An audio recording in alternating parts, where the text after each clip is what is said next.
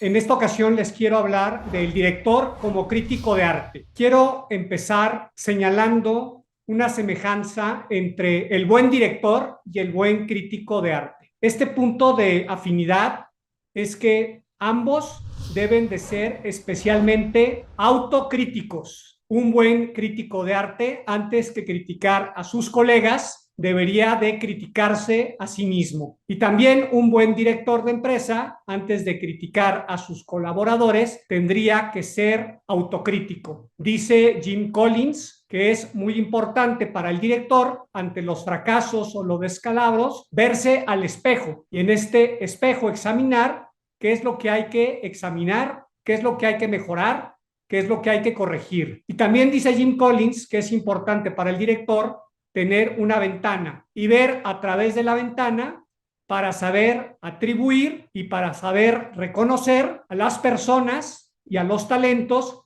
que han conseguido su éxito. Algo que se suele decir de los buenos directores y de los buenos críticos de arte es que son fáciles de contentar y difíciles de satisfacer. ¿A qué me refiero con fáciles de contentar y difíciles de satisfacer? Son fáciles de contentar porque suelen tener los buenos directores y los buenos críticos de arte un espíritu constructivo, un espíritu positivo, y saben reconocer el talento y saben reconocer el trabajo de sus colaboradores. Pero son difíciles de satisfacer porque un buen crítico de arte o un buen director de empresa suele tener estándares exigentes, estándares altos y muy demandantes. En cambio, los malos directores o los malos críticos de arte suelen ser personas difíciles de contentar y fáciles de satisfacer. Son difíciles de contentar porque muchas veces tienen un criterio ácido, tienen una crítica cáustica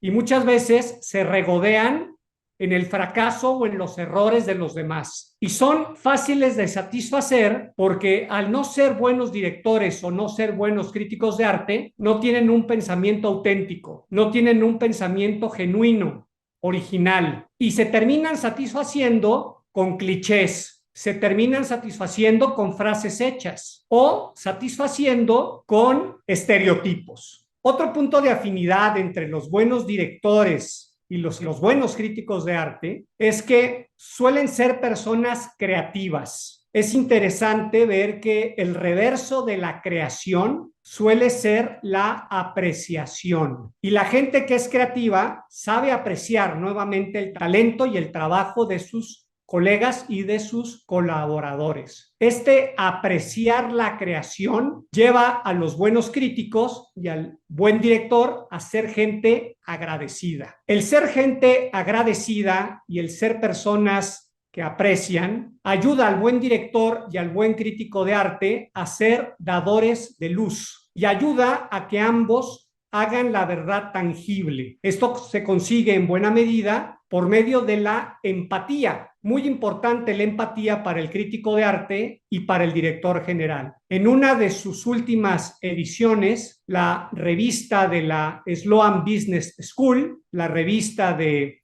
la Escuela de Negocios del MIT, señalaba en uno de sus artículos las nuevas megatendencias de los negocios. Y una de estas megatendencias o megatrends de los negocios, señalaba este artículo del MIT, es la empatía. O como le gusta decir a Daniel Goleman en su libro El líder resonante, un buen director, un buen líder, es aquel que sabe integrar de manera armónica los intereses y las emociones de sus colaboradores en un sentido constructivo. Otro punto de afinidad entre un crítico de arte y un buen director es que ambos son jueces. Y ambos son jueces, sobre todo en el aspecto positivo de ser juez. No me refiero aquí tanto al castigo o a la condena, que también es parte de ser juez, sino me refiero a la parte de restituir en ocasiones al marginado, al oprimido, al vulnerable. Y me refiero aquí a la virtud de la justicia. La virtud de la justicia, que es un anhelo que tenemos desde chicos. Pues este anhelo de justicia que todos tenemos desde pequeños es algo también muy propio del director. proteger lo valioso, recompensar lo importante, reconocer el mérito. En muchas ocasiones, el director general sí representa a la asamblea de accionistas, pero muchas veces también representa a los empleados y representa, en términos generales, a los stakeholders. Actúa como un miembro de la sociedad civil y actúa como un agente de cambio social. Otra afinidad entre el crítico de arte y el director general es que frecuentemente actúan como intérpretes, actúan como traductores. Y un buen crítico de arte, más que explicarle a una persona qué debe de sentir, qué emociones debe de experimentar, qué debe de ver o qué debe de percibir ante una obra de arte, pone palabras en eso que esa persona ya experimenta, ya vive o ya siente. Pues también un buen director en varias ocasiones, más que estar continuamente siendo prescriptivo y decirle a sus colaboradores qué deben de sentir o qué deben de experimentar o qué deben de percibir, muchas veces actúa como traductor y es aquel que pone las palabras para que sus colaboradores tengan esos brotes de entusiasmo y puedan oírse expresiones como exactamente es lo que me pasa, has descrito muy bien lo que estoy sintiendo. Una semejanza entre la ética y el arte es que hay que empezar en algún momento a marcar la línea. Y nosotros en nuestras organizaciones, en nuestros negocios, en nuestros entornos, tenemos que empezar también marcando esta línea como en el arte. Y esta línea hay que marcarla en términos de excelencia, esta línea hay que marcarla en términos de justicia, en términos de respeto, en términos de libertad. Quiero subrayar un doble binomio que se presenta en la vida del director y del arte. Un primer binomio que quiero destacar es el binomio sensibilidad y disciplina. El arte le es muy conveniente al director general porque le da estas dos características, sensibilidad y disciplina. Y por otro lado, hay otro binomio muy importante que el arte procura al director, que es el binomio relevancia y síntesis. Un ejemplo de este segundo binomio, relevancia-síntesis, lo vemos en una puesta en escena, en una buena ópera, en una relevante ópera. Vemos esta síntesis en la puesta en escena de música, ballet, coreografía, literatura, historia, etcétera.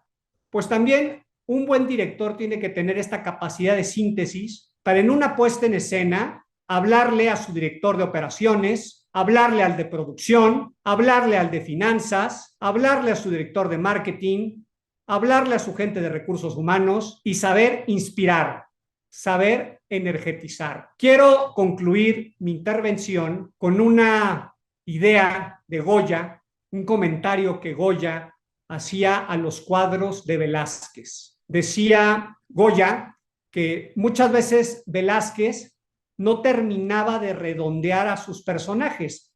Muchas veces los dedos de las manos o los dedos de los pies de los personajes en los cuadros de Velázquez no estaban definidos, quedaban como evanescentes. Y decía Goya que esto Velázquez lo hacía con toda la intención de transmitir que no existían esas falsas, relamidas redondeces en la realidad. Es decir, el artista, como el buen director, tiene que saber convivir con lo inacabado, con lo indefinido, con el misterio. Y paradójicamente muchas veces es el misterio o la oscuridad del misterio lo que ilumina el día a día. Me parece a mí que es muchas veces la gente común con sentido común la que termina siendo la gente más mística. La gente más mística porque es la gente que convive ordinariamente con lo inacabado, con lo misterioso, con lo indefinido. Qué importante para el director escuchar continuamente a su gente, escuchar continuamente a sus clientes y descubrir